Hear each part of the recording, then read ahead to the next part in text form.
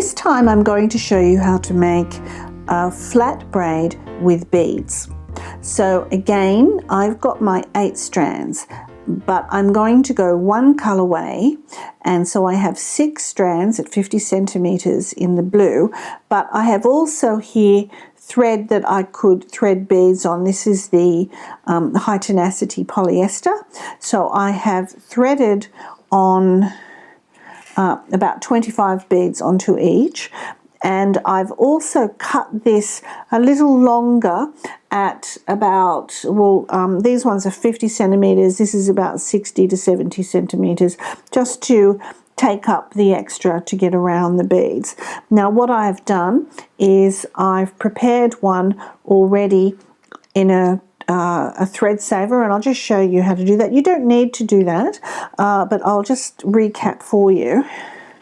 Now this thread is too thick to put through an ordinary beading needle. So to thread your beads, you've got 2 ways of doing it.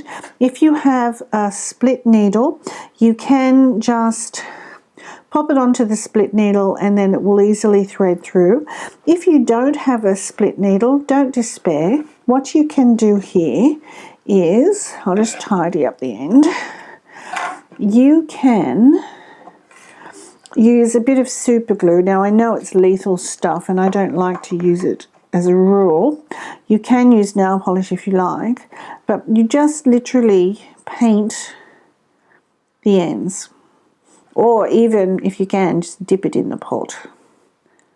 There we go. So we've got a good super glue end there. Now that'll harden quite quickly. The reason I use the super glue is because it does harden quickly, but you just have to be so careful because it's lethal. So my super glue is dry, and I'm just going to trim my thread to a point just so that it's nice and sharp, because obviously the glue thickens it up a little bit, and then hopefully that should just go straight through my bead. There it comes.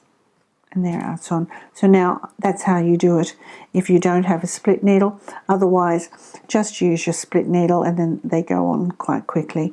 At the end here now, I'm just going to do a simple overhand knot. Once, twice.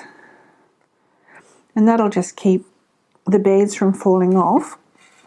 Now, with just a bracelet, you can just use a knot at the bottom, and because it's only, you know, 1 thread or so, it probably won't tangle and you'll probably be quite fine to not have to use it. But if you do have a thread bobbin, this is one of these, you can just pop one on. It just makes life a little bit easier. Put about half the beads down to the bottom and then just wind it on. Wind it around a few times so that your thread is sort of about that long, and then just snap it shut. And so now that's all ready to be threaded.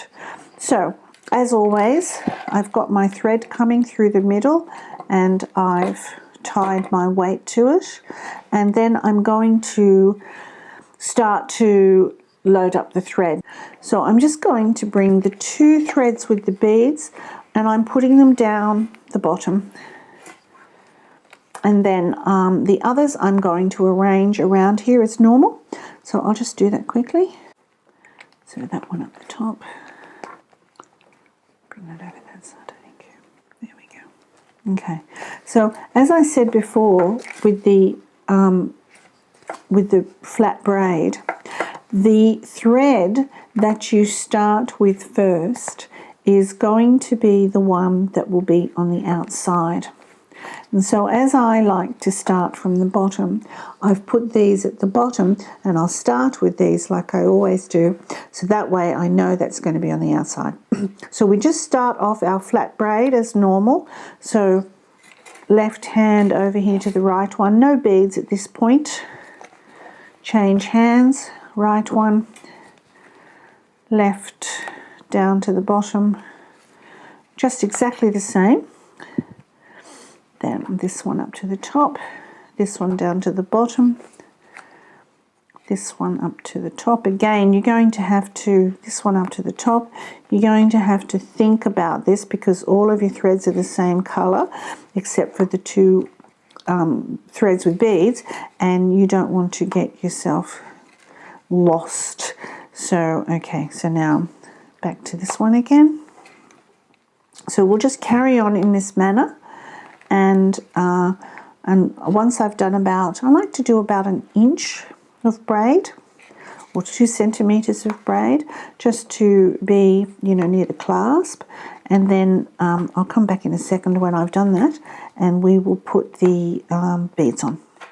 Now I'm at the point where you can see it's ready for me to bring the 2 cords back to the center position, and the 2 ones that I have here are my finer polyester cord that has the beads on it. So what I'm going to do is, as I bring it back into position,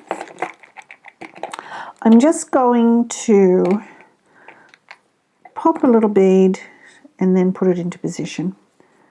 See, and it's just going to sit there on the side, that's fine. And then I'll do the same on the other side. Just load a bead, drop it down.